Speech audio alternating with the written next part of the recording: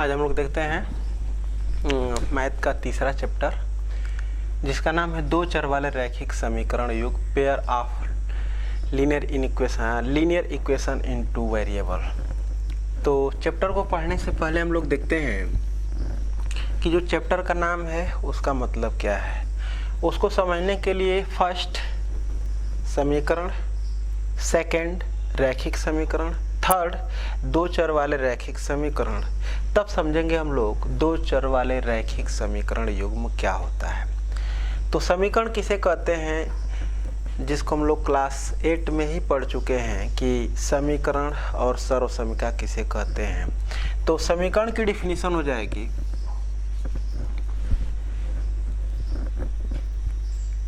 समानता सूचक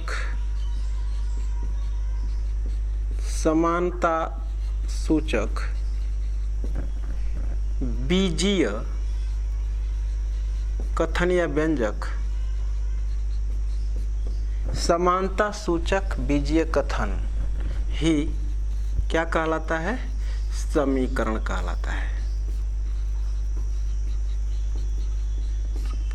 या ये कह सकते हैं कि अगर हम कहना चाहें कि समीकरण और सर्वसमीका किसे कहते हैं, तो वह समानता सूचक बीजीय कथन जो चर के प्रत्येक मान के लिए संतुष्ट होता है उसे हम सर्वसमीका कहते हैं, और वह समानता सूचक बीजीय कथन जो चर के किन्हीं मानों के लिए संतुष्ट होता है उसे हम क्या कहते हैं, समीकरण कहते हैं। तो बस समीकरण को समझने के लिए बस कोई एक बीजीय कथन लिखते हैं और उसमें समानता का मतलब बराबर का उसमें चिन्ह दिखना चाहिए, उसे ही हम क्या कहेंगे, समीकरण कहेंगे। तो अब तक हम लोग बहुत से ऐसे बीजीय कथन देख चुके हैं जिसमें इक्वल का साइन लगा होता है, वह कैसा भी हो, चाहे पॉलिनोमियल हो पॉलिनोमियल न हो, बस उसमें इक्वल का साइन रहेगा, उसे हम क्या कहेंगे, समीकरण कहेंगे।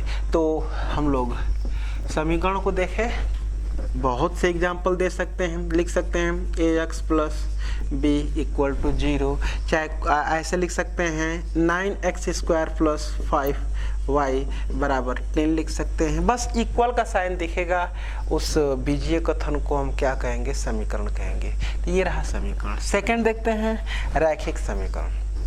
तो जिस समीकरण की अधिकतम घात 1 होती है, मतलब कोई भी समीकरण लिखा गया है और उसकी पावर कितनी है, 1 है, घात कितनी है, 1 है, जिसको हम आर्डर कहते हैं, 1 है, तो उसको क्या कहेंगे, रैखिक समीकरण कहेंगे। देखिए, जिस समीकरण की अधिकतम घात 1 हो उसे हम क्या कहेंगे, रैखिक समीकरण कहेंगे। थर्ड बात करते हैं दो चर वाले रैखिक समीकरण। तो रैखिक समीकरण में कितने भी चर हो सकते हैं, एक चर हो सकता है, दो चर हो सकता है, तीन चर हो सकते हैं। अगर हम बात करें कि एक चर में रैखिक समीकरण, तो एक चर में ये रैखिक समीकरण हो गया। दो चर में रैखिक समीकरण की बात करते हैं, ये देखो, ये जो मैं लिखा हूँ ये समीकरण लिखा हूँ, अभी रैखिक समीकरण की हमको बात करनी है। ये जो है हमारा क्या है, समीकरण है, ये क्या है, समीकरण है, लेकिन हमको बात करनी है किसकी, रैखिक समीकरण की। तो रैखिक समीकरण का मतलब जिस समीकरण की पावर 1 होगी उसे हम क्या कहेंगे, रैखिक समीकरण कहेंगे। अब दो चर वाले रैखिक समीकरण क्या होता है, तो हम जानते हैं कि जो रैखिक समीकरण होता है उसमें कितने भी चर हो सकते हैं। एक चर में हो सकता है रैखिक समीकरण, दो चर में हो सकता है, तीन चर में हो सकता है रैखिक समीकरण। जैसे मैंने ये लिख दिया ax plus B equal to 0, यह एक रैखिक समीकरण है 1 वेरिएबल में। अगर मैंने ऐसे लिख दिया ax plus B Y plus C बराबर 0, ये भी एक रैखिक समीकरण है लेकिन 2 वेरिएबल में है। अगर मैंने ऐसे लिख दिया ax plus B Y plus C Z plus D equal to 0, यह भी एक रैखिक समीकरण ही है लेकिन कितने वेरिएबल में, 3 वेरिएबल में। तो दो चर वाले रैखिक समीकरण, तो ऐसा रैखिक समीकरण जिसमें दो चर हों, दो चर वाले रैखिक समीकरण कहलाता है। तो ये हो जाएगा दो चर वाला रैखिक समीकरण। एक चर वाले रैखिक समीकरण की बात करेंगे तो एक चर वाला ये रैखिक समीकरण हमारा हो जाएगा। एक चर वाला जो रैखिक समीकरण होता है उसका जो व्यापक रूप होता है कुछ इस फॉर्म में होता है, और यहाँ पर जो होता है ए बी ये बिलोंग करते हैं रियल नंबर से, वास्तविक संख्या से, और ए जो होता है वो नॉट इक्वल टू 0, क्योंकि अगर ए 0 के बराबर हो जाएगा तो यह रैखिक समीकरण नहीं रह जाएगा। यहाँ पर ए बी सी ये जो मैं लिखा हूँ रैखिक समीकरण दो चर वाले, ये दो चर वाले रैखिक समीकरण। तो दो चर वाले रैखिक समीकरण इस फॉर्म में होता है, उसका जो व्यापक रूप होता है वो ax plus B Y plus C equal to 0। यहाँ पर भी ये जो a, b एंड c जो होता है वो क्या होते हैं, वास्तविक संख्याएं होती हैं। और एक चीज़ यहाँ पर a और b में से कम एक अशून्य होना जरूरी है। कम से कम एक का मतलब दोनों अशून्य हो सकते, अशून्य का मतलब कि नॉन जीरो, जीरो के बराबर नहीं। तो इसमें से कम एक अशून्य मतलब दोनों जीरो के बराबर नहीं होंगे। अगर जीरो के बराबर होते हैं तो इसमें से केवल एक, दोनों जीरो के बराबर नहीं हो सकते। तो यहाँ पर लिख देंगे कि तथा ए और बी तथा ए और बी दोनों शून्य नहीं है। तो इसका मतलब ये हमको नहीं समझ लेना है कि दोनों जीरो के बराबर नहीं है, नहीं। इसका स्टेटमेंट यहाँ पर ये है कि ए और बी दोनों शून्य नहीं है, उसमें से कोई एक शून्य अगर होगा तो हो सकता है, दोनों जीरो के इक्वल नहीं हो सकते। तो यहाँ से एक निष्कर्ष हमको निकल करके आता है कि अगर ऐसा है कि ए और बी जब दोनों शून्य के बराबर नहीं हैं तो कभी भी ए स्क्वायर प्लस बी स्क्वायर का मान 0 के इक्वल नहीं होगा, क्योंकि इसमें से दोनों अगर शून्य हो जाएंगे तभी तो उनको वर्क करके जोड़ेंगे तो 0 आ सकता है। लेकिन अगर इसमें से दोनों शून्य के बराबर नहीं है, मतलब कि कोई इसमें एक अशून्य है, तो कभी भी उनको स्क्वायर करके जोड़ा जाएगा तो रिजल्ट 0 के इक्वल नहीं आएगा। तो एक चीज़ हमको याद रखनी है कि अगर दो चर में कोई रैखिक समीकरण है तो उसका व्यापक जो फॉर्म होता है, जो जनरल फॉर्म होता है वो ax plus B Y plus C equal to 0। A B C जो इसमें लगे हुए हैं वो क्या होते हैं, वास्तविक संख्याएं होती हैं। और एक चीज़ और हम लोगों को ध्यान देना है कि a और b दोनों 0 के बराबर नहीं होंगे। अगर 0 हैं तो कोई एक ही हो सकता है, दोनों नहीं होंगे। मतलब कम से कम एक इसमें अशून्य होना जरूरी है। अब बात करेंगे हम लोग दो चर वाले रैखिक समीकरण युग्म। तो मैं बात करूंगा आपकी दो चर वाले रैखिक समीकरण युग्म किसे कहते हैं, देखते हैं।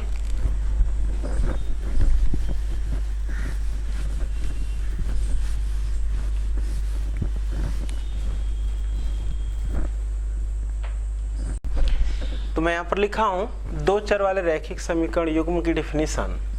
दो समान चरों, दो समान चर का मतलब ये होता है, अभी मैं बता रहा हूं, दो समान चरों में दो रैखिक समीकरण दो चर वाले रैखिक समीकरण युग्म कहलाता है। मतलब कहने का कि मैं लिख दे रहा हूं दो समान चरों, मतलब कि दो चर होंगे और दोनों क्या होंगे, समान। और ऐसे ही जो है कि हमारे पास दो रैखिक समीकरण होंगे। जैसे मैंने लिख दिया एक a1x plus b1y plus c1 बराबर 0, और दूसरा मैंने लिख दिया a2x plus b2y plus c2 बराबर 0। तो ये हमारे पास दो रैखिक समीकरण हैं और दोनों में समान चर है। समान चर का मतलब कि अगर यह हमारा जो रैखिक समीकरण x और y के फॉर्म में है तो ये भी किसके फॉर्म में है, x और y के ही फॉर्म में। अगर मैं इसके साथ कुछ ऐसा समीकरण ले लेता a2x plus b2y plus c2 बराबर 0, तो ये रैखिक समीकरण युग्म नहीं कहलाएगा। इनको एक साथ नहीं लिया जाएगा, ये अलग अलग माना जाएगा, ये रैखिक समीकरण युग्म नहीं कहलाएंगे। तो यहाँ पर मैं डेफिनेशन लिखा हूँ दो समान चरों, मतलब कि दो हमारे पास क्या होंगे, समान चरों वाले दो रैखिक समीकरण होंगे, उन्हें ही हम क्या कहेंगे, दो चर वाले रैखिक समीकरण युग्म कहेंगे। और एग्जाम्पल के यहाँ पर थ्रू में लिखा हूँ कि यही हमारे जो है कि क्या कहलाएंगे, रैखिक समीकरण युग्म कहलाएंगे। इसमें जो है देखेंगे कि ये A1 कामा A2 कामा B1 B2 C1 C2 ये किससे बिलोंग करेंगे, रियल नंबर से। इस प्रकार हैं कि A1 का स्क्वायर प्लस B1 का स्क्वायर नॉट इक्वल टू 0 तथा A2 का स्क्वायर प्लस B2 का स्क्वायर नॉट इक्वल टू 0। हमको ये याद रखना है क्योंकि कंडीशन ऑप्शनल सवाल में पूछ सकता है कि अगर यह दो चरों वाला रैखिक समीकरण है तो A1 B1 में क्या संबंध होता है। तो A1 B1 में क्या संबंध हो जाएगा, A1 का स्क्वायर प्लस B1 का स्क्वायर नॉट इक्वल टू 0। ये हमको याद रखना है। ये हो गया दो चरों वाले रैखिक समीकरण युग्म। एग्जाम्पल भी मैंने दे दिया और समझा भी दिया। अब देखते हैं आगे हमको क्या देखना है। अगले टॉपिक पर हम लोग विचार करते हैं। लिखे हैं दो चर वाले रैखिक समीकरण का आलेख खींचने की क्रियाविधि। अगर हमारा दो चर में कोई रैखिक समीकरण है तो उसका आलेख हम लोग कैसे खींचते हैं। तो क्लास 9th में हम लोग इसका आलेख, एक चर में कोई रैखिक समीकरण दिया रहता था उसका हम लोग आलेख कैसे खींचते थे। अब हम लोग देखेंगे कि अगर दो चर में कोई रैखिक समीकरण दिया हुआ है तो उसका आलेख हम लोग कैसे खींचेंगे। तो समझते हैं, कोई भी हम दो चर में एक रैखिक समीकरण लिख लेते हैं। लिख देते हैं यहाँ पर x प्लस 2y बराबर मैं लिख देता हूँ 9। ये दो चर में एक रैखिक समीकरण है, इसका आलेख हम लोग कैसे खींचेंगे। तो नाम से ही स्पष्ट है। देखो, अगर हम लिखते हैं एक चर में रैखिक समीकरण तो ax प्लस b बराबर 0, और जब इसका हम आलेख खींचते हैं तो वो आलेख जो हमारा बनता है, ये जो हमारा इसका आलेख जो बनता है वो या तो ये x एक्सिस है, ये y एक्सिस है, या तो वो x एक्सिस के पैरेलल बनता है या तो y एक्सिस के पैरेलल बनता है। अगर यहाँ पर अगर ऐसे हो जाएगा कि ay प्लस b बराबर 0, तो इसका जो हम ग्राफ खींचेंगे, इसका जो ग्राफ खींचेंगे वह कैसे बनेगा और इसका जो ग्राफ खींचेंगे वह कैसे बनेगा। तो दोनों जो हैं कि या तो x एक्सिस के पैरेलल होंगे या तो y एक्सिस के पैरेलल होंगे। तो अगर मैं लिखता हूँ ये, तो ये जो होगा वह x बराबर दिखाएगा माइनस बी अपान ए। तो x बराबर माइनस बी अपान ए का मतलब कि कुछ इस प्रकार से या तो लाइन होगी या तो इस प्रकार से लाइन होगी, यानी कि y एक्सिस के पैरेलल। उसी प्रकार से ये जो लाइन है, रैखिक का मतलब कि रेखा से तात्पर्य होता है, उसका जो ग्राफ बनता है एक रेखा बनता है। तो ये जो होगा वह x एक्सिस के पैरेलल होगा। तो ये एक चर में जो रैखिक समीकरण होता है उसका जब ग्राफ बनाते हैं तो एक्सिस के पैरेलल ग्राफ बनता है। अब अगर हम दो चर में रैखिक समीकरण की बात करते हैं तो इसका भी नाम वही है, दो चर में रैखिक समीकरण। इसका भी ग्राफ एक रेखा ही बनेगा। अब थोड़ा सा मैं बात कर लेता हूँ कि बार बार क्या ax प्लस, ऐसे लिख देता हूँ ax plus by plus cz plus d बराबर 0। यह भी एक रैखिक समीकरण ही है तीन चर में, लेकिन इसका जो ग्राफ बनता है वह रेखा नहीं बनता है। यह प्लेन का इक्वेशन है जो आगे हमको अगली कक्षाओं में जा कर के वो भी क्लास 12th में मिलेगा। इस पर हम लोगों को विचार ही नहीं करना है। तो ये भी क्या है, एक लाइन ही बनती है। दो चर में रैखिक समीकरण, इसका भी जब ग्राफ बनाते हैं तो भी क्या बनती है, लाइन ही बनती है। तो इसको बनाने के लिए हम लोग करते हैं क्या है, क्या हमारी क्रियाविधि है इसका ग्राफ खींचने के लिए, तो मैं बताता हूँ उसको।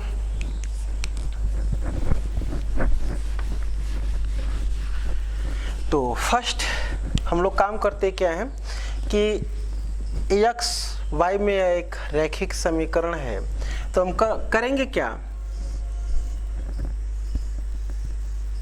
किसी भी रेखा पर हम जानते हैं कि बिंदुओं से मिलकर के रेखा तैयार होती है। तो किसी रेखा पर अनेक बिंदु होते हैं और हम जानते हैं कि एक रेखा को बनाने के लिए दो बिंदु पर्याप्त होते हैं। जो ये हमारी रेखा है इस पर इनफाइनाइट पॉइंट है, इनफाइनाइट पॉइंट, बहुत सारे बिंदु हैं, ये बहुत बिंदु है। मैं दूर दूर पर पॉइंट ले रहा हूँ, लेकिन इस रेखा को बनाने के लिए मात्र दो ही पॉइंट की जरूरत है।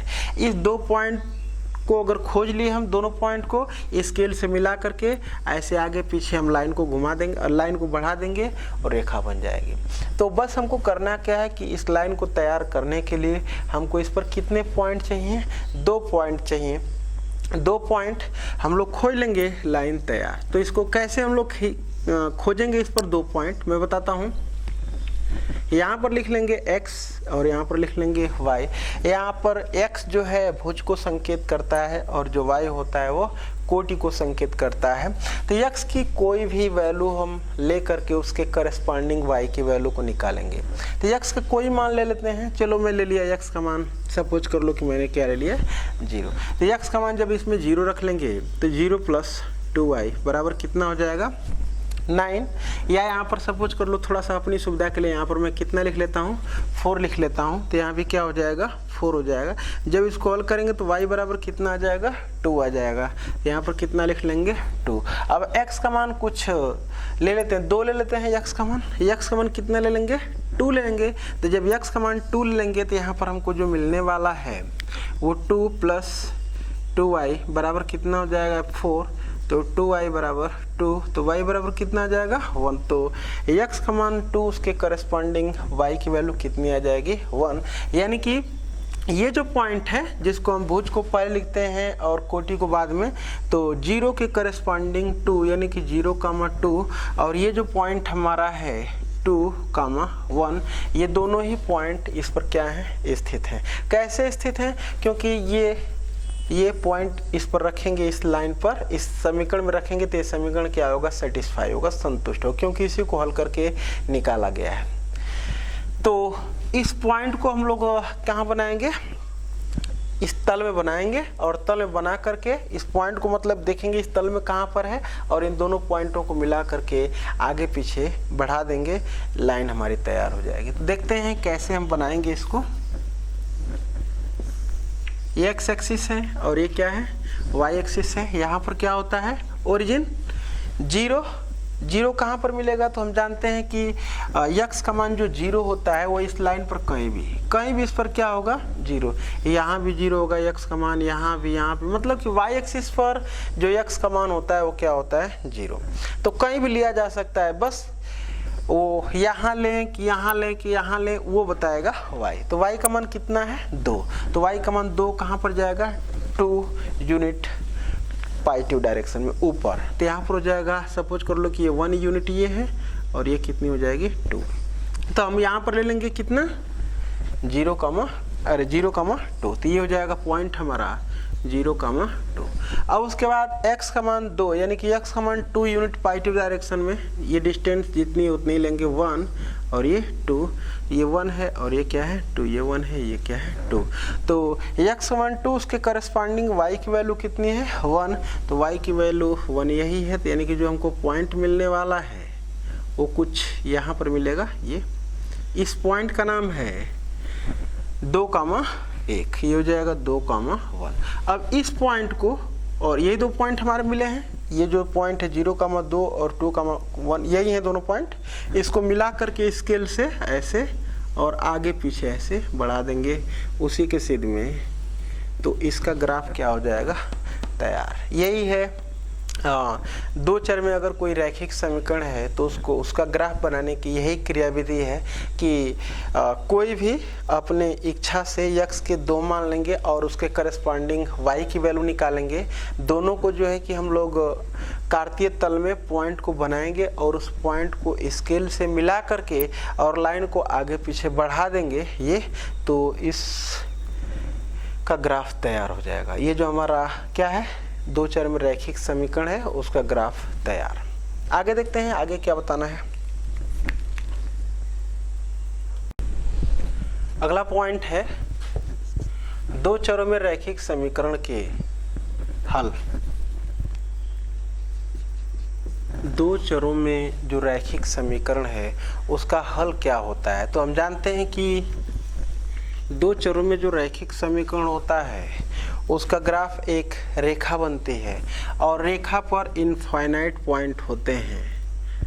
ये सभी पॉइंट इस रेखा पर होते हैं, इसलिए इन पॉइंटों के जो कोऑर्डिनेट होंगे, जो निर्देशांक होंगे, वह इस रेखा के समीकरण को क्या करेंगे, सेटिस्फाई करेंगे।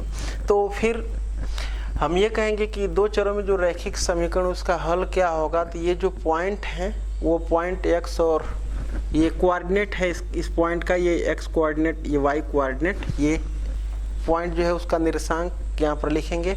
वो सब क्या कहलाएंगे, ये सब पॉइंटों के निर्देशांक होंगे, दो चरों में रैखिक समीकरण के हल कहलाएंगे। तो अगर हम बात करेंगे दो चर में जो रैखिक समीकरण होता है उसके कितने सॉल्यूशन होते हैं, तो इनफाइनाइट, अनंत, क्योंकि कोई जो रेखा होती है उस पर अनेक बिंदु होते हैं और वह सभी बिंदु इस रेखा के समीकरण को सेटिस्फाई करते हैं। इसलिए इस रेखा के, चाहे इस रैखिक समीकरण के, जो दो चर में रैखिक समीकरण होता है उसके कितने सॉल्यूशन होते हैं, इनफाइनाइट सॉल्यूशन होते हैं। तो फिर अगर हम बात करेंगे कि दो चरों में रैखिक समीकरण के हल किसे कहते हैं, तो लिख सकते हैं कि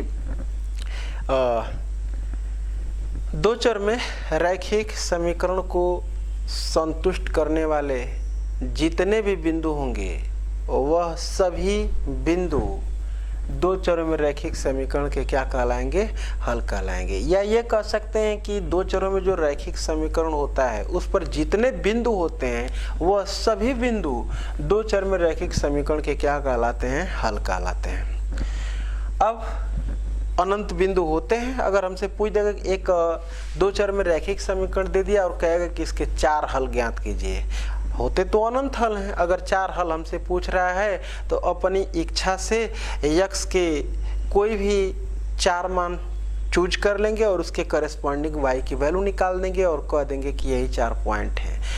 उत्तर जितने लड़के क्लास में हो सकते हैं सबका उत्तर अलग अलग हो सकता है, लेकिन सभी उत्तर क्या होंगे, सही होंगे। क्योंकि अगर मान लेते हैं कि ये 2x + y बराबर, सपोज कर लो कि मैंने 3 ले लिया और मैं कह दूं कि इस पर चार बिंदु बताइए, तो यहाँ पर चार बिंदु बताने के लिए x के चार मान अपने मन से कुछ भी ले सकते हैं, x y कुछ भी ले सकते हैं। चलो मैंने ले लिया 0 1 -1 2 मैंने ले लिया और इसके करस्पॉन्डिंग y की वैल्यू निकाल देंगे। x का मान 0 रखेंगे तो y का मान कितना आ जाएगा, 3 आ जाएगा।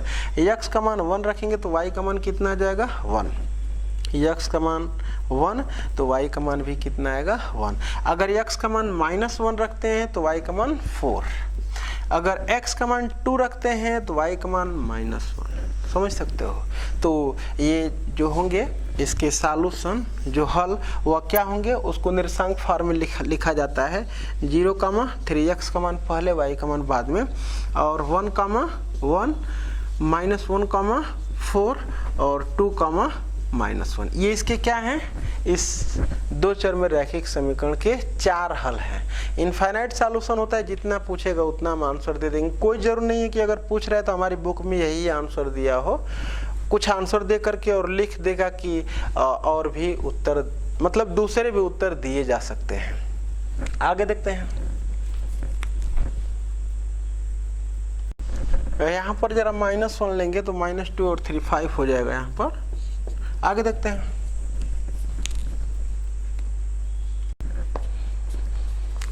देखते हैं एक्सरसाइज 3.1 में पहला सवाल है, निम्न रैखिक समीकरण युग्म का आलेखीय निरूपण कीजिए तथा वह बिंदु भी ज्ञात कीजिए जहां रेखाएं y अक्ष को प्रक्षेप करते हैं। मैं लिखता हूं।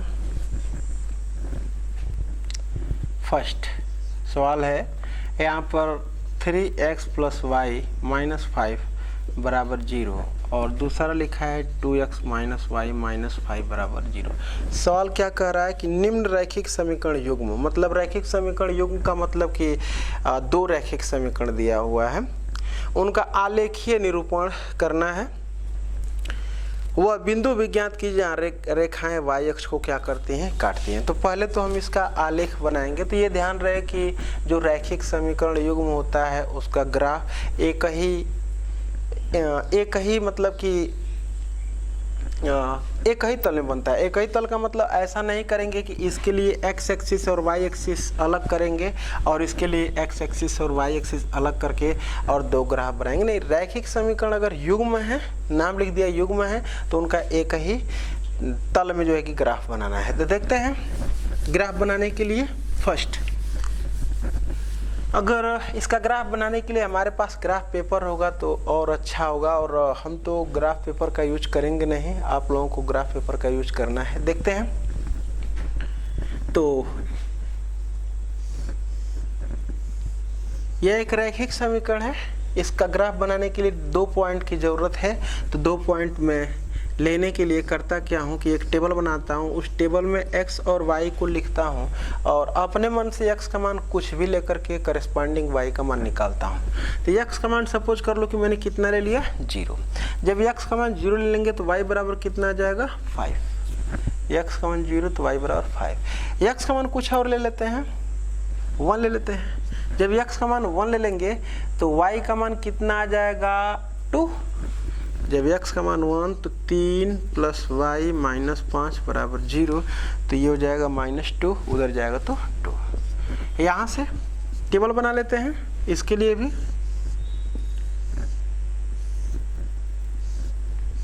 यहाँ पर x लिखता हूँ, यहाँ पर y लिखता हूँ। यहाँ भी अपने मन से कुछ भी ले सकते हैं x और y का मान। x का मान कितना ले लें, 0 ले लें। तो 0 जब ले लेंगे तो y का मान कितना मिलेगा, 5 नहीं -5। x का मान 0 तो y का मान -5।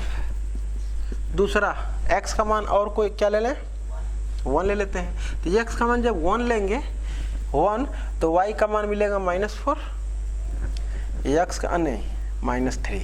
x का मान जब 1 लेंगे तो ये हो जाएगा 2 - y - 5 बराबर 0।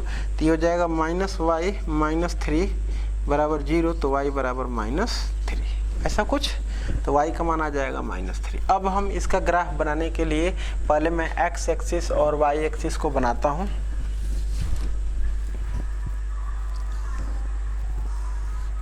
ये हमारा है x एक्सिस और ये y एक्सिस, और यहाँ पर क्या होता है, ओरिजिन। ये पॉइंट हमारे पास क्या क्या मिल गए, 0,5 और ये क्या मिला, 1,2। ये पॉइंट क्या दिया, 0,-5 और ये 1,-3 दर्शाते हैं। 0, 5। y एक्सिस पर x का मान 0 कहीं भी होता है तो आवश्यकता अनुसार उस 0 को लेंगे कि कौन सा पॉइंट लेंगे। तो y का मान y का मान कितना है, 5। तो y का मान 5 पॉजिटिव डायरेक्शन में 1, 2, 3। ये जो हम बना रहे हैं ग्राफ पेपर अगर होगा तुम्हारे पास तो बनाने की आवश्यकता नहीं पड़ेगी, उसमें 1-1 सेंटीमीटर पर जो है कि वो पॉइंट बनाया रहता है। तो 1, 2, 3, 4 और यहाँ पर कितना हो जाएगा, 5। तो यहीं पर हम पॉइंट ले लेंगे 0,5। ये पॉइंट मिल गया। अच्छा, दूसरा पॉइंट है 1,2। x का मान 1, ये यहाँ पर पड़ेगा 1। तो 1 और 2, y का मान यहाँ पर पड़ेगा 1, 2। ये पॉइंट दूसरा हमारा मिल जाएगा जिसको लिखेंगे 1,2। तो एक पॉइंट ये जो पहला वाला ये रैखिक समीकरण है उसका ग्राफ तैयार हो जाएगा। बस इन दोनों पॉइंटों को मिला करके हम लाइन आगे पीछे बढ़ा देंगे, यही हो जाएगा पहले का ग्राफ। सेकंड बात करते हैं 0,-5 यानी कि x का मान 0, y का मान -5। तो y का मान -5 नीचे कहीं होगा, यानी कि 1, 2, 3, 4, 5। यही हो जाएगा -5, ये -4, ये -3, ये -2 और ये -1।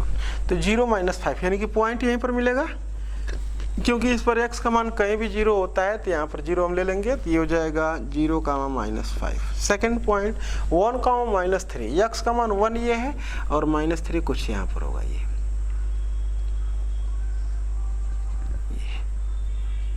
ये 1 है। तो इसका निर्देशांक जो हो जाएगा वो 1,-3। तो पॉइंट हमको मिला एक ये और एक ये, इन दोनों को मिला देते हैं ऐसे और मिला करके आगे पीछे लाइन को खींच देते हैं। ये हम दोनों जो है कि जो हमारे पास रैखिक समीकरण दिया था उसका आलेख मैंने तैयार कर दिया है।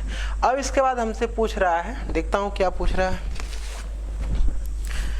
फिर से एक बार पढ़ दे रहा हूँ, निम्न रैखिक समीकरण युग्म का आलेखीय निरूपण कीजिए। तो आलेखीय निरूपण ये हो चुका है। सेकंड बात, तथा वह बिंदु विज्ञात कीजिए जहाँ रेखाएं y अक्ष को प्रतिच्छेद करती हैं। तो रेखाएं जहाँ y अक्ष को काटेंगी वहाँ x का मान कितना होगा, 0। जहां ये दोनों रेखाएं वाई एक्सिस को काटेंगी वहां x का मान कितना होगा 0। देखो दोनों ही में मैं 0 लिया हूँ, या इस रेखा में भी x का मान 0 लेकर के y का मान निकाला हूँ, इस रेखा में भी मैं x का मान 0 रख करके y का मान निकाला हूँ। तो कह रहा है कि उस बिंदु का निर्देशांक ज्ञात कीजिए जहाँ रेखाएं क्या करती हैं y एक्सिस को काटती हैं। तो जहाँ y एक्सिस को काटेंगे वहाँ x का मान कितना होगा 0। तो पॉइंट हमारे पास एक ये हो जाएगा और एक ये हो जाएगा। तो लिखेंगे रेखाएं जहाँ y अक्ष को काटेंगे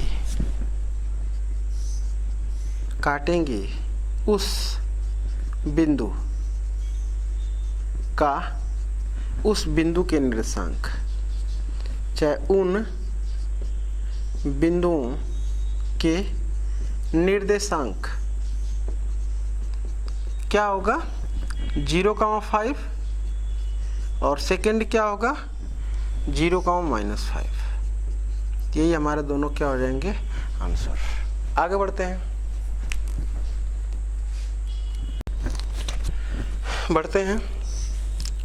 कह रहा है कि आदित्य, सेकंड क्वेश्चन है, आदित्य बिंदु 1,4 तथा यहां पर मैं लिख देता हूं आदित्य 1,4 तथा 0,6 को मिलाने वाली रेखा के अनुदिश टहल रहा है। आदित्य बिंदु इतना को मिलाने वाली रेखा के अनुदिश टहल रही है। एक मिनट, कह रहा है कि आदित्य बिंदु 1,4 तथा 0,6 को मिलाने वाली रेखा के अनुदिश टहल रहा है। फिर आदित्य बिंदु 0, इसका एक आदित्य लिखा है, दूसरा भी आदित्य ही लिख दिया है, कोई लड़की रही है, क्योंकि यहाँ पर लिखा है कि आदित्य बिंदु 3,4 तथा 1,0 को मिलाने वाली रेखा के अनुदिश टहल रही है, यहाँ पर लिखा है, वहाँ पर रहा है, और दोनों को लिखा है आदित्य। तो इसका मतलब कोई लड़की रही होगी। चलो मैं आदित्य लिख देता हूँ। आदित्य जो है 3,4 और दूसरा पॉइंट 1,0 को मिलाने वाली रेखा के अनुदिश टहल रही हैं। दोनों रेखाओं को ग्राफ पेपर पर आलेखित कीजिए तथा वह बिंदु ज्ञात कीजिए जहां दोनों एक दूसरे को पार करते हैं। समझते हैं, फिगर बना दें। X axis, Y axis, origin. 1,4 x का मान 1, y का मान 4, 1 ये 1 और y का मान 4, 1 2 3 4।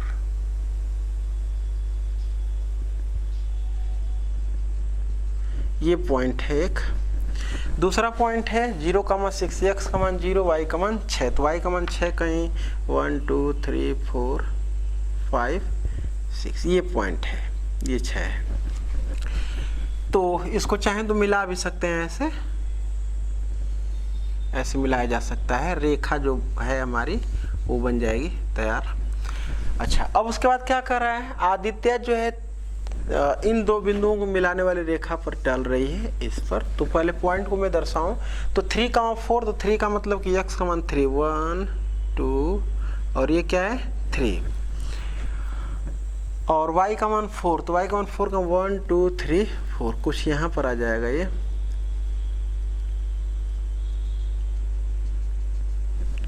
3,4 हो जाएगा। और उसके बाद 1,0, तो 1,0 का मतलब x का मान 1 और 0, यही कुछ होगा ऐसा।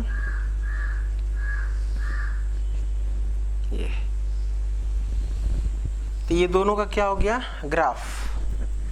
कह रहा है कि ये दोनों पॉइंट, आदित्य जो इन दोनों पॉइंटों को मिलाने वाली रेखा पर टहल रहा है और आदित्य इन दोनों पॉइंटों को मिलाने वाली रेखा पर टहल रही है। तो इनका जो है कि पहले ग्राफ बनाइए, और फिर उसके बाद क्या कह रहा है देखता हूं। एक चीज में और हम लोगों से पूछ रहा है कि आदित्य 1,4, तो 1,4 हमारा जो है वो कहां पर है, 14, यक्स का मान यही है 14, और 06 कुछ यहाँ पर है, ये 06, यक्स का मान 0, वाई का मान 6, ये है 0,6। तो इस लाइन पर आदित्य टल रहा है इस पर, और आदित्य इस पर टल रही है। दोनों जहाँ एक दूसरे को पार करते हैं, देखो ऐसे इस पर टल रहा है, ऐसे ऐसे ये, और यहाँ पर आएंगे दोनों क्या होंगे, मिलेंगे, और मिलने के बाद एक दूसरे को क्या कर जाएंगे, पार कर जाएंगे। जहाँ पर दोनों पार करते हैं उस पॉइंट का हमें कोऑर्डिनेट भी बताना है। तो अगर हमारे पास ग्राफ पेपर रहता तो ये फिगर ग्राफ बनाते, जब ग्राफ पेपर पर, तो तुरंत ये पॉइंट मिल जाता कि ये पॉइंट है कहाँ पर, उसको देख करके हम लोग बता देते कि इसी बिंदु पर वो दोनों एक दूसरे को क्या करेंगे, पार करेंगे। लेकिन हमारे पास ग्राफ पेपर है नहीं, तो फिर मैं बता देता हूँ कि इसको हम लोग कैसे खोजेंगे, ये पॉइंट कितना रहा होगा।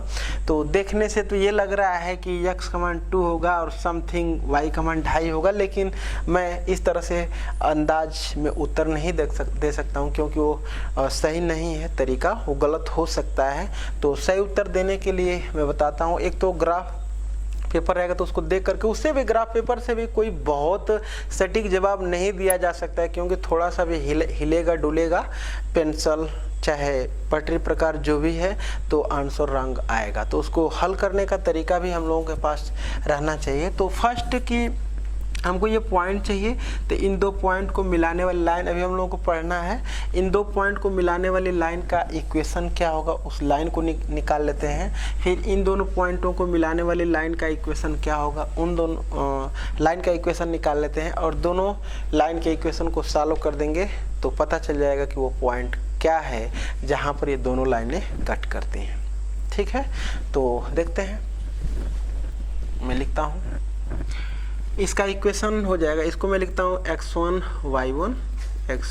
y1 और इसको मैं लिखता हूँ x2 y2। तो इन दोनों बिंदुओं को मिलाने वाली रेखा का समीकरण हो जाएगा y माइनस y1 की वैल्यू कितनी है 4, y माइनस y1 बराबर y2 माइनस y1 यानी कि 6 माइनस 4 बटे में x2 माइनस x1 यानी कि 0 और -1, और यहाँ पर होता है x माइनस x1 की वैल्यू कितनी है 1। सॉल्व कर लेते हैं, फार्मूला है, अभी हम लोग पढ़ेंगे इसको। फिलहाल मैं बस ये पॉइंट बताने के लिए सोच रहा हूँ कि किस तरह से उस पॉइंट को बता दिया जाए। तो हो जाएगा y माइनस 4 बराबर 2/-1 यानी कि -2/-1 यानी कि -2x + 2। सॉल्व कर लेंगे इसको, तो 2x + y बराबर आ जाएगा 6 के। समीकरण नंबर इसको मैं कर लेता हूँ एक, ये जो जिस लाइन पर आदित्य टल रहा था उस लाइन का एक क्या आ गया, इक्वेशन। अच्छा, और उसके बाद जिस लाइन पर आदित्य टल रही है उसका इक्वेशन निकालता हूँ। तो यही x1 y1 इसको भी रहने देता हूँ, x1 y1 x2 y2। तो फार्मूला होता है y माइनस y1, ये फार्मूला होता है y माइनस y1 बराबर y2 माइनस y1 बटे में x2 माइनस x1 ब्रैकेट में x माइनस x1। ये फार्मूला दो बिंदुओं से को मिलाने वाली रेखा का इक्वेशन। तो y माइनस y1 का मान कितना है 4 बराबर y2 को वैल्यू 0 0 माइनस 4 और बटे में x2 1 माइनस 3 और x माइनस x1 का मान 3। हल कर लेते हैं, तो हो जाएगा y माइनस 4 बराबर -4/-2 यानी कि 2x और -6। देख सकते हो ये हो जाएगा -4/-2 तो यानी कि +2 हो जाएगा। ठीक है, और +2 इसका जब इसे मल्टीप्लाई करेंगे तो 2x - 6 हो जाएगा। देखता हूँ इसको, दिस इम्प्लाइड ये 2x माइनस y, इसको इधर लाता हूँ तो ये इधर जाएगा तो +4 हो जाएगा यानी कि -2। समझ पा रहे हो, इसको इधर करेंगे, चाहे इसी को इधर कर लेंगे तो ये कितना हो जाएगा, इधर 2 हो जाएगा। तो इक्वेशन नंबर 1 कितना हो जाएगा 2। अब इन दोनों को हम सॉल्व कर देते हैं, हल कर देते हैं 1 और 2 को। देखो इन दोनों को जोड़ दें तो y से y कैंसिल आउट हो जाएगा, मतलब कटान बिंदु हमको निकालना है, जो अगली प्रश्नावली में हम लोगों को पढ़ना है यही सब। तो दो रेखाओं का कटान बिंदु निकालने के लिए इन दोनों को हल करके x और y का मान निकालते हैं, वह पॉइंट बन जाता है। x का मान x कोऑर्डिनेट हो जाता है और y जो आता है वह y कोऑर्डिनेट हो जाता है, तो इस पॉइंट का निर्देशांक निकल जाता है वो। तो इसको मैं हल कर देता हूँ, 1 + 2 कर दूँ जब 1 + 2 करेंगे तो y से y कैंसल आउट हो जाएगा, तो ये हो जाएगा 4x और बराबर 8। दिस इम्प्लाइड x बराबर 2। फिर उसके बाद x का मान 2 किसी एक में रख देते हैं, 1 में चाहे 2 में, 2 से चाहे 1 से x का मान 2 इसमें रख देते हैं, तो 2 दूनी के 4 और प्लस y बराबर 6, तो y बराबर कितना आ जाएगा 2। तो जहाँ पर पार करते हैं जिस पॉइंट पर, उस पॉइंट का निर्देशांक हो जाएगा, तो लिख देते हैं अतः जिस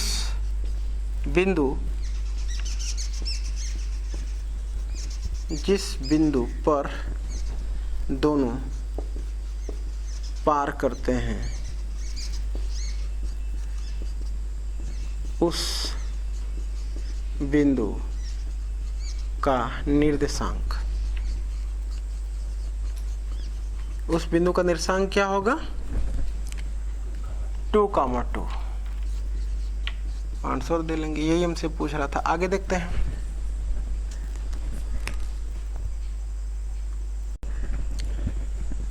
क्वेश्चन नंबर 3 में कह रहा है, आफताब अपनी पुत्री से कहता है 7 वर्ष पूर्व मैं तुमसे 7 गुनी आयु का था, अब से 3 वर्ष बाद मैं तुमसे केवल 3 गुनी आयु का रह जाऊंगा।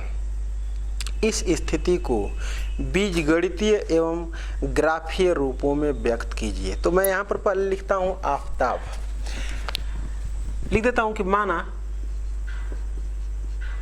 आफताब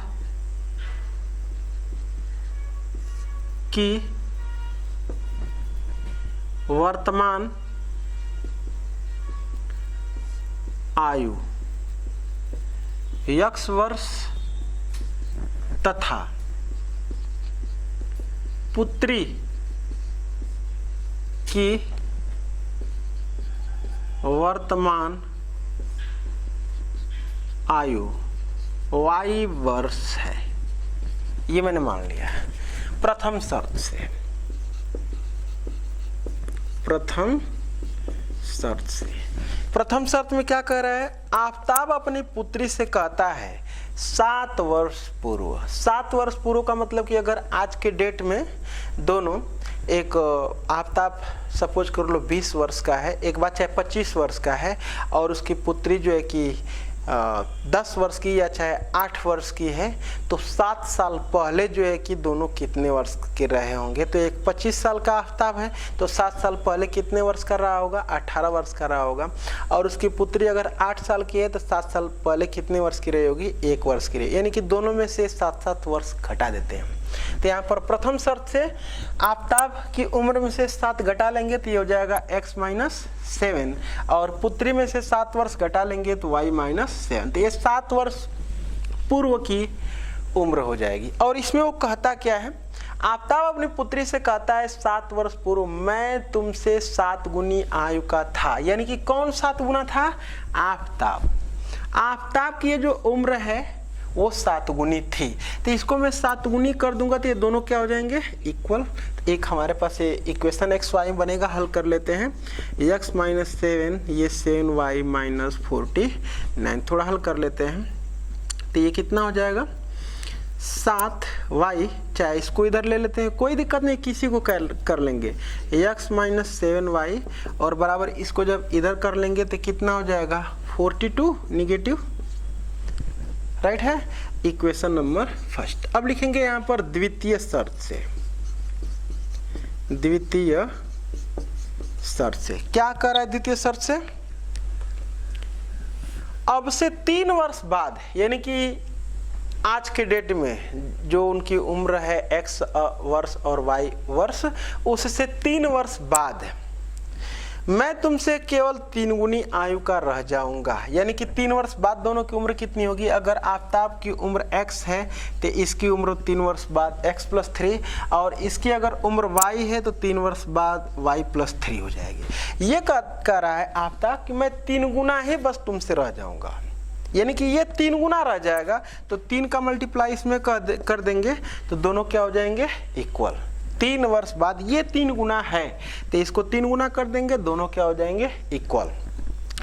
हल कर लेते हैं, हल करेंगे तो ये हो जाएगा x प्लस 3 और बराबर 3y प्लस 9, थोड़ा इधर कर लेते हैं तो ये हो जाएगा x माइनस 3y बराबर 6, समीकरण नंबर 2। अब समीकरण का क्या रहा था, इसमें केवल 3 गुनी आयु का रह जाऊंगा, इस स्थिति को बीजगणितीय एवं ग्राफीय रूपों में व्यक्त कीजिए। तो बीजगणितीय रूप में तो व्यक्त हो गया है, बीजगणितीय रूप यही है, एक ये इक्वेशन बना है और एक ये इक्वेशन बना है, ये बीजगणितीय रूप हो गया। ग्राफीय रूप में अब हमको क्या करना है, बनाना है इसको। तो ग्राफीय में बनाने के लिए मैं यहाँ पर लिख देता हूँ 1 से ग्राफ यहाँ पर बना देता हूँ, टेबल x y। क्या हमको 2 पॉइंट बस कोई भी लेने हैं, x का मान 2 कोई चूज कर लेते हैं। क्या लेते हैं, x का मान ले लेते हैं 0, x का मान 0। जब x का मान 0 ले लूंगा तो y का मान कितना आ जाएगा, 7 6 42 6। और कुछ ले लेते हैं, x का मान कितना ले लेते हैं,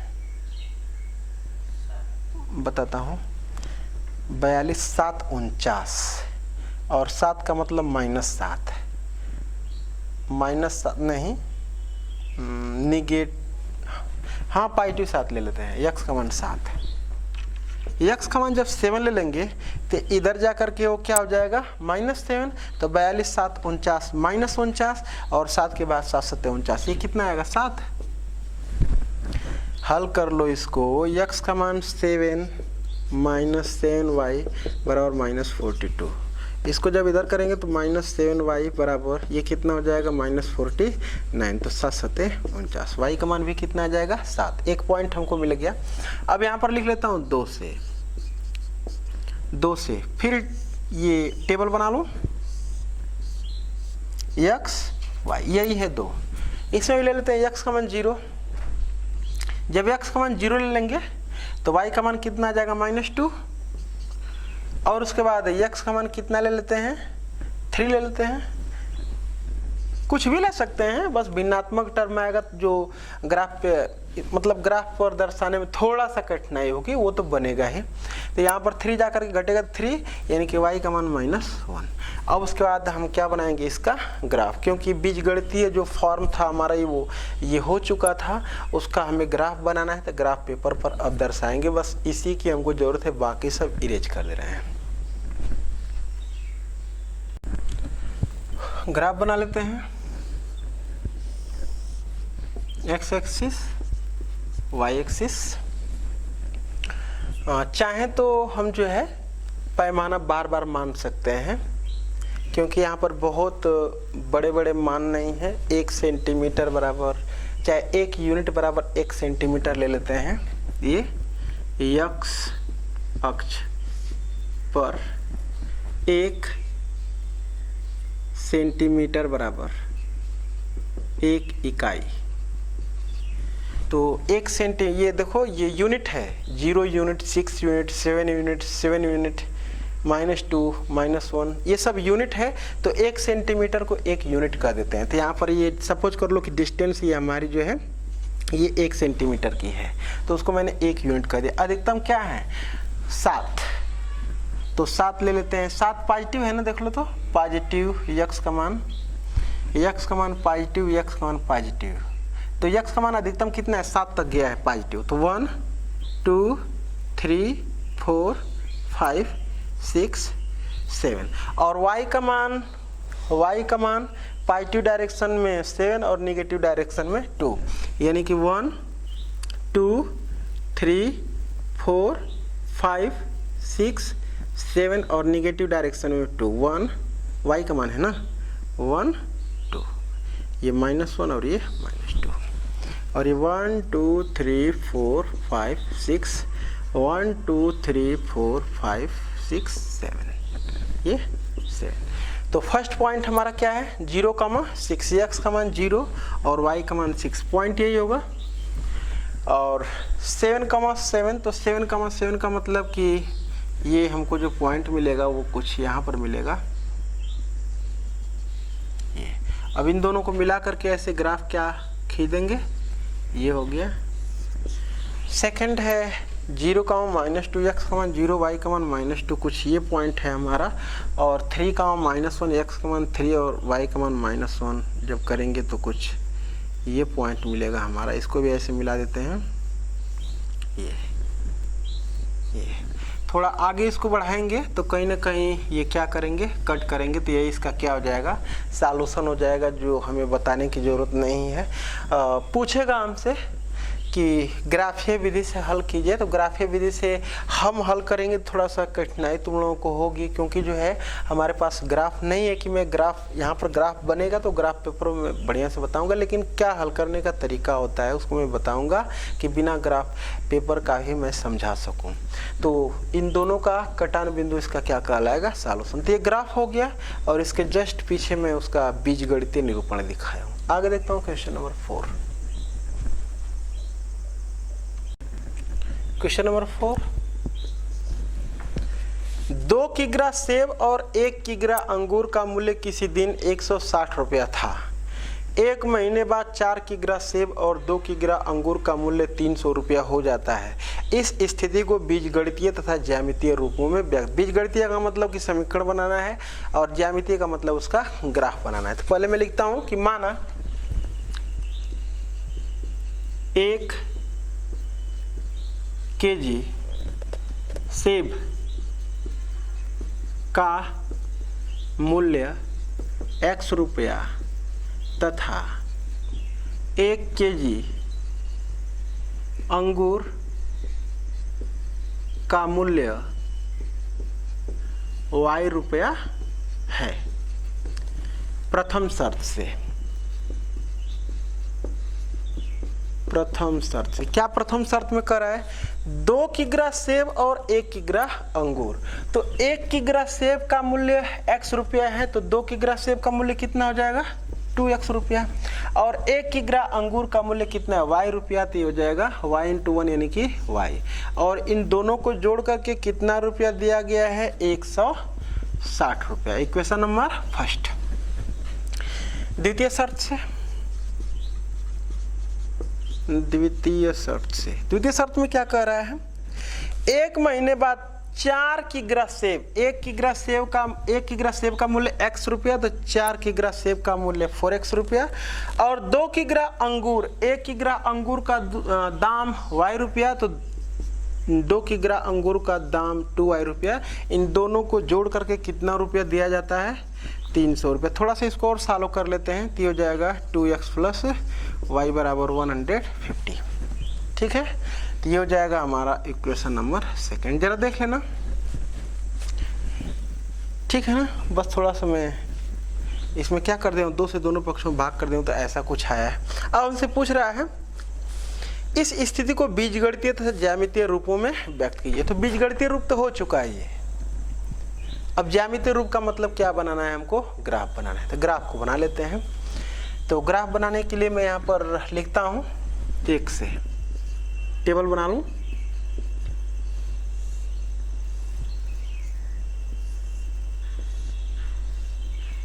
x y कुछ ऐसा लेंगे कि आसानी से वैल्यू निकल जाए, जिसको मतलब मैं दर्शा सकूं अच्छा से। तो x का मान कितना ले लेते हैं, 80 ले लें। चलो भाई x का मान 80 ले लेते हैं।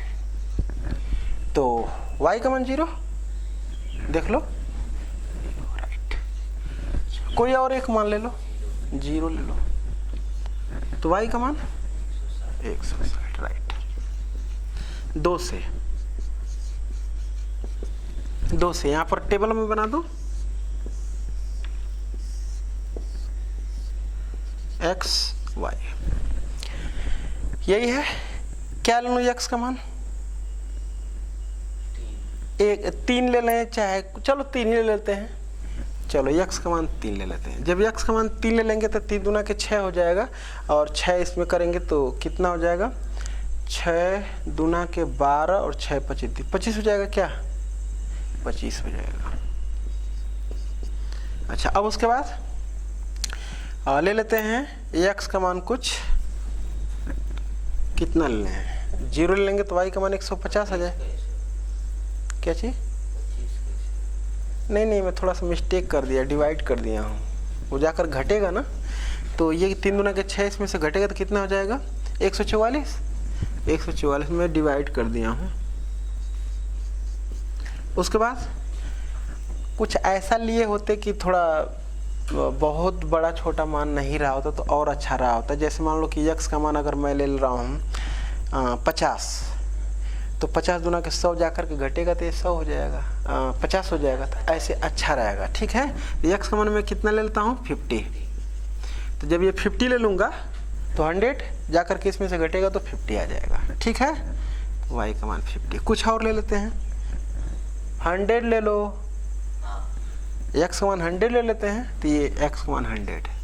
इससे मतलब कि हमको सुविधा क्या होगी कि जो हम यूनिट मानेंगे 10 यूनिट बराबर 1 सेंटीमीटर कह लेंगे, आसानी से हमारा ग्राफ पेपर भी बन जाएगा, ग्राफ भी बन जाएगा। तो 100, तो ये 200 हो जाएगा, और 200 करेंगे तो जाकर के घटे -50। राइट, अब हमको ग्राफ की ज़रूरत है, इसको मैं मिटाऊंगा और उसका ग्राफ बनाऊंगा। देखता हूँ, तो मैं पहले यहाँ पर बना लेता हूँ x एक्सिस और y एक्सिस।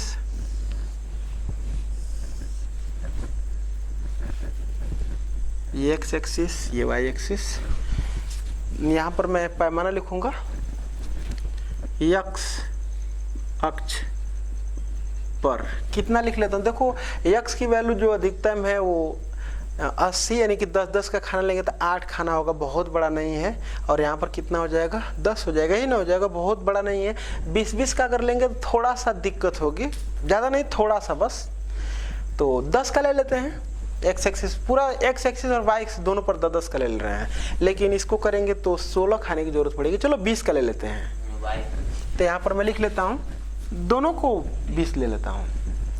x अक्ष पर 1 सेंटीमीटर बराबर 20 इकाई, चाहे 20 इकाई बराबर 1 सेंटीमीटर, और y एक्सिस पर भी वही रहेगा। ठीक है, 20 इकाई बराबर 1 सेंटीमीटर। अब देखो यहाँ पर मैं लिख लेता हूँ सेंटीमीटर में, तो अगर मैं 20-20 का करूँगा तो 4 खाने की ज़रूरत है, इसको 8 खाने की ज़रूरत है, तो बहुत दिक्कत नहीं आएगी। तो इस पर कितने की आवश्यकता है? 4 खाना, 20 चौके 80, 20 5 खाने की ज़रूरत है बस x एक्सिस पर। तो 1 2 3 4 5। यहाँ पर क्या लिखेंगे? 20 40 60 80 100। और उसके बाद अगर y पर देखें तो y पर कितने की ज़रूरत है? 20/160, 8 खाना ऊपर तक जाएगा, यानी कि 1, ये 1-1 सेंटीमीटर की डिस्टेंस लिए, नाप करके समझ लो। 1 2 3 4 5, थोड़ा 1 2 3 4 5 6 7, चलो थोड़ा सा और ऊपर कर लेते हैं। ये 7 और ये क्या है? 8 है, ये 8 है। चलो 7 6 5 4 3 2 1। और ठीक है ना? ठीक है, और निगेटिव डायरेक्शन में रहेगा थोड़ा सा, कितना तक? 3 तक चला जाएगा। तो यहाँ पर मैं यहाँ पर थोड़ा मैं मिस्टेक कर गया हूँ, 20 40 लिखना है ना, 20 40 60 80 100 120 140 160। और यहाँ पर कितना रहेगा? 20 40 60 निगेटिव, -20 -40 -60। फर्स्ट पॉइंट है 80,0। तो 80,0 का मतलब ये 80 हो गया, और 0 का मतलब यही पॉइंट। दूसरा है 0,160, x का मान 0 और y का मान 160, यही पॉइंट होगा। इसको मिला देंगे, ग्राफ तैयार। ये सेकंड पॉइंट है 50-50, x का मान 50, y का मान 50, तो 50 कहीं यहीं पर होगा ये, और y का मान 50 भी कहीं यहीं पर होगा ये। इसको हम क्या कर देते हैं? ऐसे मिला देते हैं। ये नहीं, थोड़ा सा मैं ध्यान नहीं दिया हूँ, अभी उसको भी देखना पड़ेगा। 80,0 सही है और 0,1 ये तो सही है। 50,50 का मतलब कि पॉइंट यहाँ पर ना पड़ेगा, मैं थोड़ा सा ध्यान नहीं दिया हूँ, ये ना पॉइंट है, ये 50,50 ये पॉइंट, और एक है 100,-50। तो x का मान 100 ये है और -50 कुछ यहाँ पर होगा, ठीक है। तो इसको मिला लेते हैं ऐसे, ये अब क्या करते हैं, पॉइंट हमारा कहाँ मिला, एक ये है और एक ये है ना, इसको मिला लेते हैं ये, और इसको थोड़ा सा ऐसे खींच देते हैं, ये इसका क्या हो जाएगा, ग्राफीय निरूपण। ये y एक्सिस है, ये हमारा क्या हो जाएगा, ग्राफ। आगे देखते हैं क्वेश्चन नंबर लास्ट 5।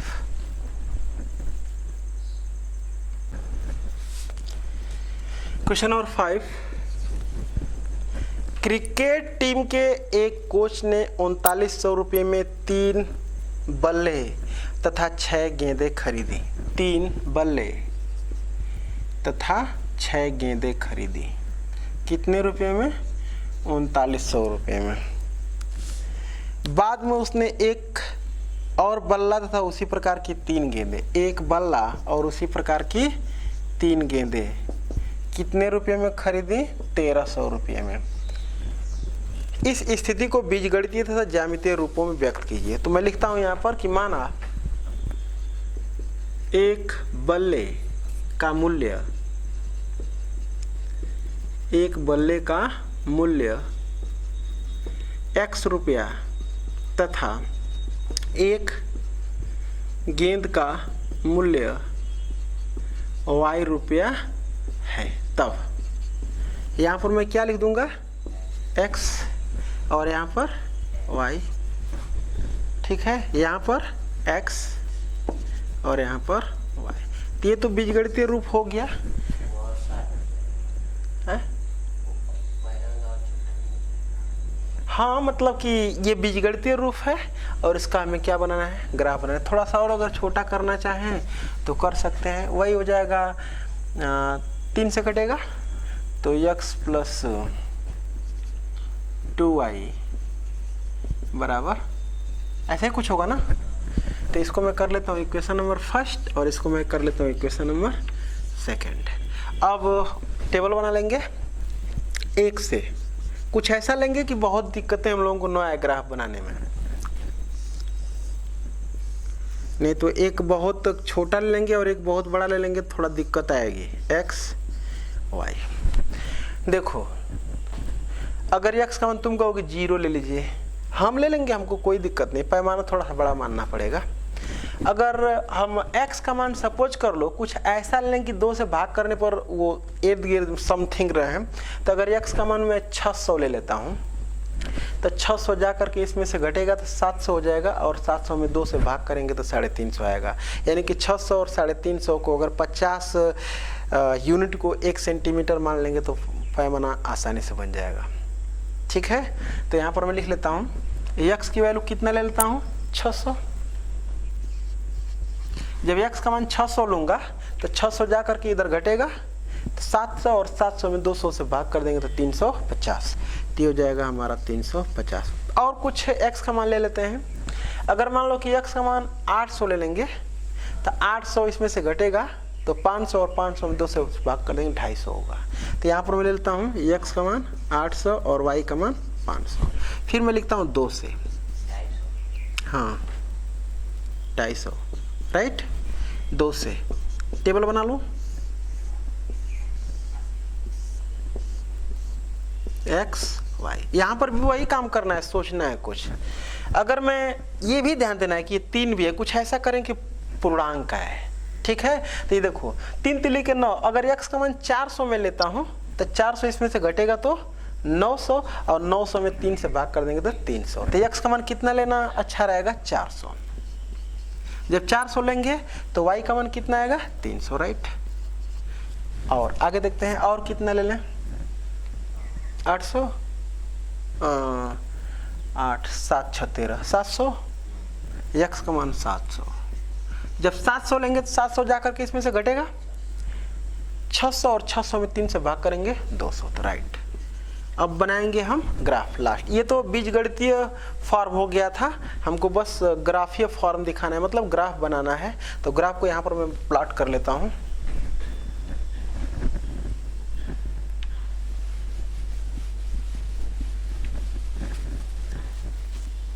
पैमाना में बना लूँ, कहीं निगेटिव नहीं है, नेगेटिव नहीं है तो बस इधर ही थोड़ा दबा करके फिगर बनाते हैं। देखो अधिकतम कितना आ जाएगा, अगर हम 50 सेंटीमीटर लेते हैं तो अगर 100 लेते हैं तो ठीक रहेगा, 50 से का ना फर्क पड़ेगा, 100 लेंगे तो अच्छा रहेगा। तो ले लेता हूँ कि x अक्ष पर, ये पैमाना लिखना थोड़ा जरूरी है, x अक्ष पर 1 सेंटीमीटर बराबर 100 इकाई चाहे यूनिट, और वही y अक्ष पर भी हम सेम ले लेते हैं, ठीक है। तो x अक्ष पर देखो अधिकतम कितने की जरूरत है, 8 खाने की जरूरत है। तो 8 खाना मैं ले लेता हूँ, 1 2 3 4 5 6 7 8, 100 200 300 400 500 600 700 800। और y एक्सिस पर अधिकतम कितने की जरूरत है, अधिकतम 400 ले लेता हूँ, 400 ठीक है। तो मैं 400 पॉजिटिव डायरेक्शन में 1 2 3 4, तो 100 200 300 400। अब फिगर ड्रा करते हैं, x का मान 600 y का मान 350। तो x का मान 600 तो कहीं यहाँ पर हो जाएगा, और y का मान 350 का मतलब कि बीच में कुछ ये मिलेगा, तो हमको जो पॉइंट मिल जाएगा वो कुछ ये मिल जाएगा। दूसरा 800 250, तो 800 का मतलब कि ये, और 250 का मतलब कि ये, यानी कि ये पॉइंट मिलेगा। इसको मिला करके हम ग्राफ को आगे पीछे बढ़ा देंगे। आगे देखते हैं इसका ग्राफ। x का मान 400, तो 400 कुछ ये है, और y का मान 300 कुछ ये है,